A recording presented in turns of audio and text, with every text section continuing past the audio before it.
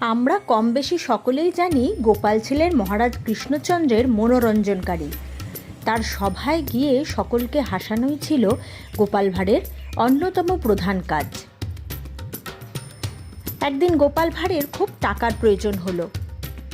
কারোর কাছে টাকা ধার না পেয়ে এক মহাজনের কাছ থেকে কিছু সুদে সে টাকা ধার করলো এবং মহাজনের সাথে চুক্তিবদ্ধ হলো যে 1 বছরের মধ্যে সুদ সমেত আসল টাকা সে শোধ করবে।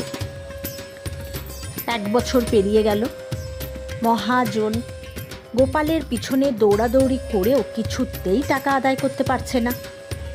পরিশেষে কোনো রাস্তা না দেখে মহারাজ কৃষ্ণচন্দ্রের দ্বারস্থ হলেন এবং গোপালের নামে অভিযোগ করলেন।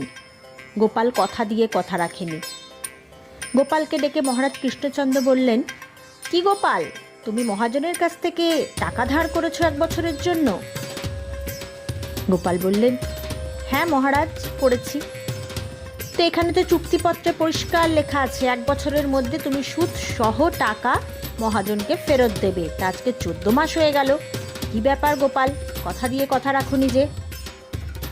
গোপাল তখন হেসে বলল, মহারাজ 12 মাসে আপনাদের বছর হতে পারে, কিন্তু আমার তো 18 মাসে বছর।